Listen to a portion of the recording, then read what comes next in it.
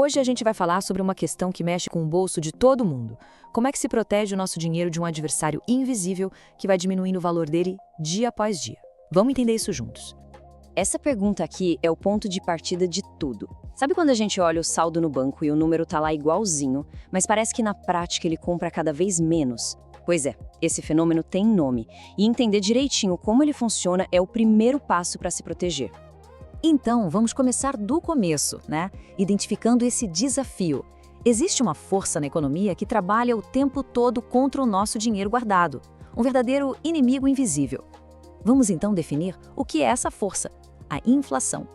De um jeito bem simples, inflação quer dizer que o nosso dinheiro compra menos hoje do que comprava ontem.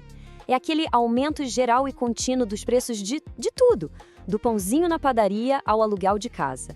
É um processo que vai acontecendo aos poucos, mas que, com o tempo, tem um impacto gigantesco. Essa ideia de um ladrão silencioso é perfeita para descrever a inflação. Pensa bem, ela não vai lá e tira uma nota da sua carteira. Não é isso. O que ela faz é mais sutil, ela diminui o que você consegue fazer com aquela nota. É uma perda de valor que acontece de fininho, dia após dia. Ok, agora que a gente já entendeu o conceito, vamos ver como a inflação funciona na prática. Porque no final das contas, a teoria só faz sentido quando a gente vê como ela afeta de verdade a nossa carteira, o nosso dia a dia. Olha só como essa perda de poder de compra fica clara com o passar do tempo. O que R$100 compram hoje é bem menos do que esses mesmos R$100 compravam há 10 anos. E essa diferença não é pouca coisa não. Ela representa o valor real do nosso dinheiro, que foi, literalmente, comido pela inflação. E para deixar isso ainda mais concreto, vamos pegar um exemplo que todo mundo conhece, um cafezinho. O mesmo produto, a mesma xícara, mas o preço não para de subir ao longo dos anos.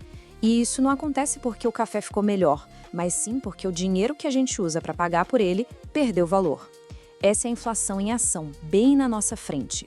Certo. Já entendemos o problema, então agora a gente chega na parte mais importante: como se defender. Se a gente já sabe que deixar o dinheiro parado é perda na certa, então tá na hora de pensar em construir um escudo financeiro. Vamos dar uma olhada em algumas estratégias. No fundo, existem dois caminhos para o nosso dinheiro. O primeiro é o da inércia, de deixar o dinheiro parado. Nesse caminho, a inflação vai com certeza diminuir o valor dele. O segundo caminho é o da ação.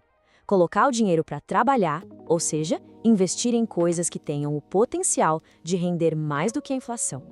Essa jornada de proteção pode ser dividida em 3 passos bem básicos. Primeiro, admitir que a inflação é um risco real. Segundo passo, entender a diferença fundamental entre só poupar, que é guardar, e investir, que é buscar fazer o dinheiro crescer. E terceiro, ir atrás, explorar ativamente as estratégias que podem vencer a inflação. E quando a gente fala nesses escudos, existem algumas opções bem conhecidas, por exemplo, investimentos que são atrelados à inflação, como o Tesouro IPCA+, se ajustam para manter o poder de compra. Ativos reais, como imóveis, costumam se valorizar junto com a inflação. Ações de empresas também podem proteger, porque as companhias geralmente conseguem repassar a alta de custos para os seus preços. E, claro, commodities como o ouro, que historicamente são vistas como uma reserva de valor. Cada um tem um jeito diferente de funcionar, mas o objetivo é o mesmo: preservar e, se possível, aumentar o patrimônio. Bom, e depois de tudo isso, qual é o próximo passo?